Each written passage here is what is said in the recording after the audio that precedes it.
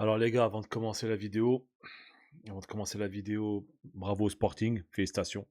Voilà, vous avez su nous piéger, vous avez respecté le plan de jeu de votre coach. Vous êtes toujours resté solidaire malgré l'égalisation de Gvara. Bon, bravo, bravo aux Portugais du Sporting de Lisbonne pour cette victoire de prestige face aux champions d'Europe en titre. Donc voilà, le message est passé. Pour commencer tout ça, merci aussi à tous ceux qui continuent à s'abonner, à mettre des likes, à laisser des commentaires, ça fait plaisir, ça fait chaud au cœur. Merci. Les gars, ce soir, on est sur notre deuxième défaite du mois, après celui du Paris FC en Coupe de France. C'est le même type de match. Voilà, je pense qu'on s'est fait piéger encore une fois par nos individualités, par nos joueurs qui commencent à surjouer, qui commencent à faire les mauvais choix dans les moments clés, dans certains secteurs du terrain. Moi, aujourd'hui, je suis pas content. Je suis pas content parce que le ballon n'a pas été respecté ce soir. On a laissé trop d'espoir dans le jeu à cette équipe du Sporting. Moi, il y a des, moi, il y a des, moi, il y a des, il y a des, il y a des joueurs qui commencent à me saouler.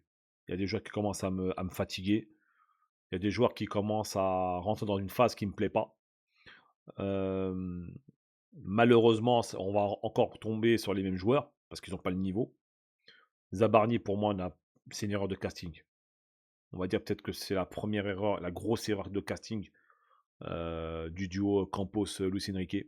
Ça arrive de se tromper. Je pense qu'il va falloir être intelligent et s'en débarrasser. Ça arrive voilà, de faire une erreur de recrutement. Tous les clubs y passent. Hein. Tout le monde ne peut pas faire toujours des recrutements judicieux.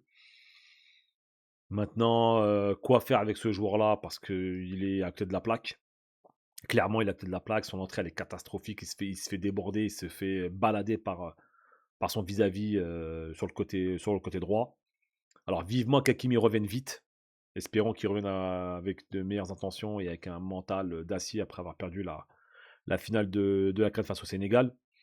Euh, Moi, il y a un autre joueur, j'en avais pointé du doigt avec mon ami Young Steph, une grosse dédicace à Young Steph et à la PSG Fan TV.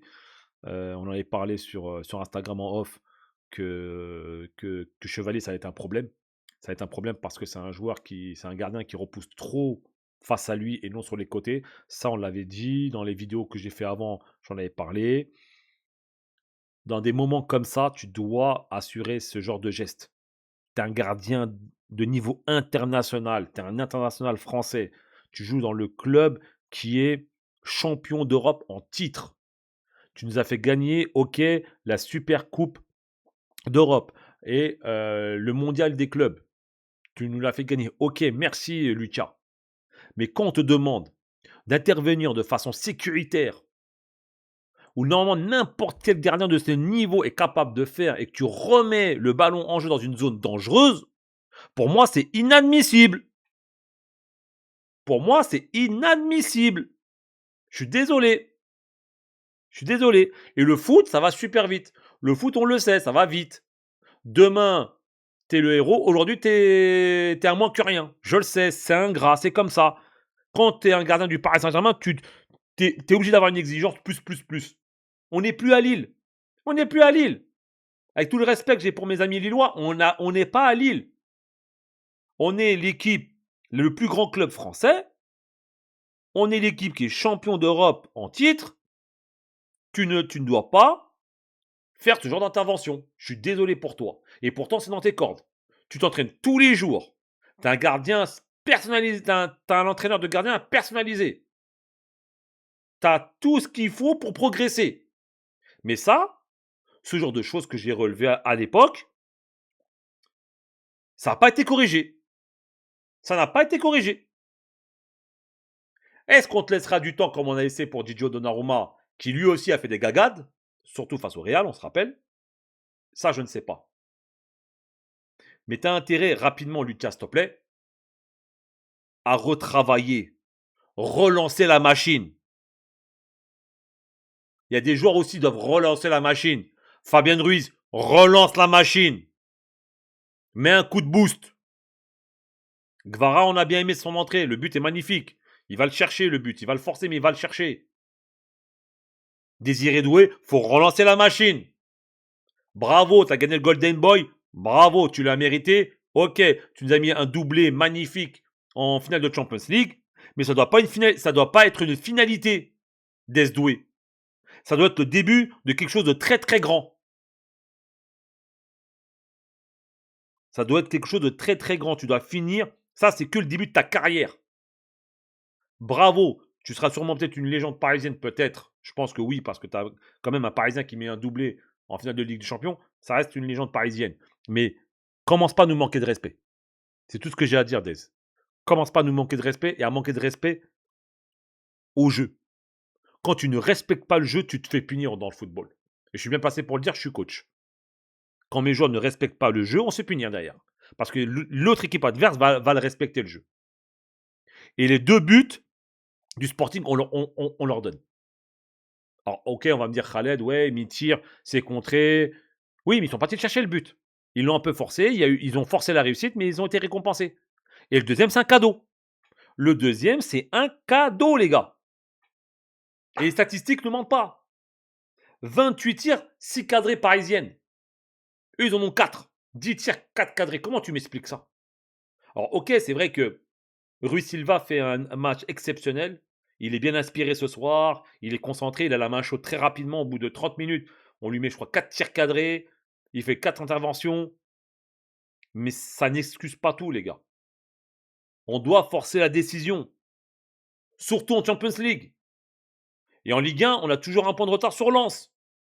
On s'est fait éliminer la Coupe de France. Ce début 2026 n'est pas bon, les gars. Cette année 2026 n'est pas bonne. Alors, ok, bravo pour la victoire contre Lille, mais c'est fini, on a eu nos 3 points, c'est terminé. Lens a gagné derrière, hein. Donc on a toujours notre 1 point de retard. Rui Silva a fait un grand arrêt, d'après SofaScore, et 0 pour Lucas Chevalier. Pour moi, le deuxième but, il doit la repousser encore sur le côté.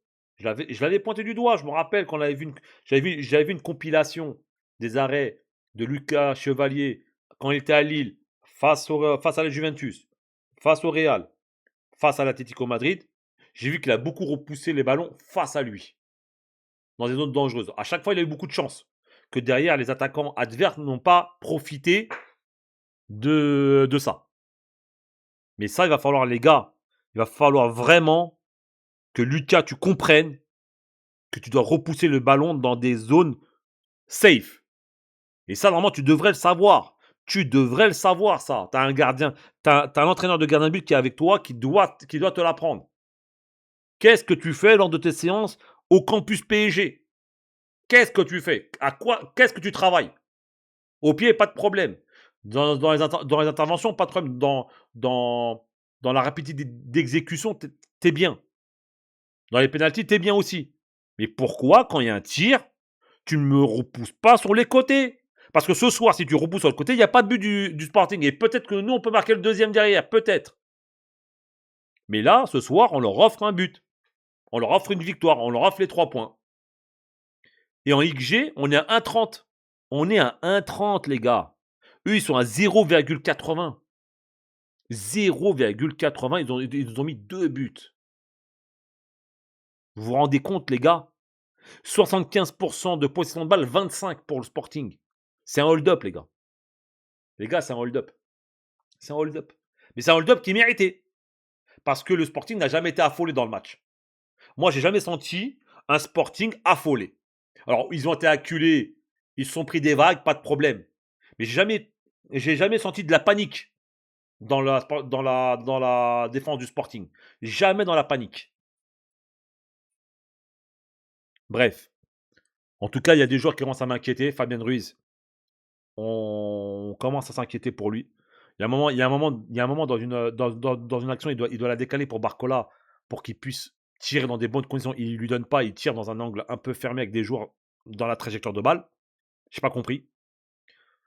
Warren Zaïre-Emery, ça va. Ça reste toujours aussi fort. En plus, il a marqué un but qui a été refusé justement parce qu'il y a eu faute de Desdoué sur le numéro 10 du Sporting. J'ai oublié comment il s'appelle, je suis désolé. Vitinha a essayé. a essayé, mais a été très vite,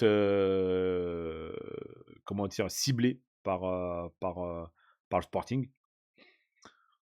Maintenant, moi, j'ai pas le sentiment qu'on ait mis tous les ingrédients pour gagner le match. Alors, on a essayé de gagner le match, oui, on a les occasions, on a une domination, mais je pense qu'on a trop facilité Rui Silva ce soir. On lui a pas fait des tirs bien placés, à part le tir de Kvara qui est magnifique, super beau but, qui fait beaucoup penser au but contre Bergame. C'est pas parce que les gars, on est qualifiés pour les huitièmes, enfin pour les huitièmes, en tout cas huitième voire barrage, parce que maintenant on est cinquième, on a perdu 2 places, qu'il faut tout lâcher les gars. Les gars, il va nous falloir une réaction face à Newcastle au parc, hein. Il nous faut une réaction les gars, je m'en fiche. Au parc là, qu'on va recevoir Newcastle, on veut une réaction les gars. On veut le contenu, on veut le score et on veut une attitude de champion d'Europe. Et je pense que tous les supporters parisiens me rejoindront dans cette demande. Vous nous devez une réaction les gars. Merci pour les titres 2025, mais 2025 c'est terminé. 2025 c'est terminé, bravo. On vous a félicité, pas de souci. Mais maintenant, on part sur une nouvelle saison, une nouvelle page. Et une Champions League doit en appeler d'autres.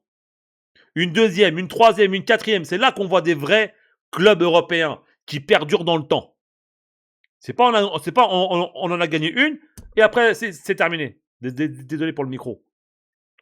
Donc espérons que ce soir, 2 défaites déjà les gars, face au Bayern, ou encore on donne des cadeaux. Et là ce soir face au Sporting, 2 défaites déjà. Pour un champion d'Europe, c'est pas digne d'un champion d'Europe en titre. Donc reprenez-vous contre Newcastle et on fera le bilan après pour l'aventure en huitième. Je m'en arrêter là, les gars. De toute façon, il n'y a pas grand-chose à dire, hein. Ouais, j'ai ciblé les joueurs qui m'ont beaucoup déçu. Bonne entrée de Gvara, hein, ok. Gonzalo Ramos qui revient au Portugal, qui a pas été très bien servi dans la surface de réparation portugaise. Maintenant, c'est vrai qu'un João Neves nous manque beaucoup. Mais c'est pas normal quand il nous manque 2 joueurs, que la machine s'enraye. Pour moi, ce n'est pas normal, les gars. C'est pas normal.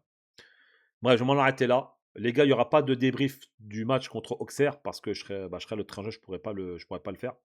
Donc, si le prochain match c'est contre Newcastle, je ferai le débrief de Newcastle. Donc voilà. Bah écoutez, je vous laisse. Portez-vous bien. Allez Paris quand même. On est toujours avec vous. Mais s'il vous plaît, respectez-nous. Respectez-nous. Respectez aussi les supporters qui font les déplacements et qui lâchent des milliers d'euros pour venir vous supporter dans toute l'Europe. Ok? Je vous laisse. Portez-vous bien et on se dit à très vite. Ciao, ciao.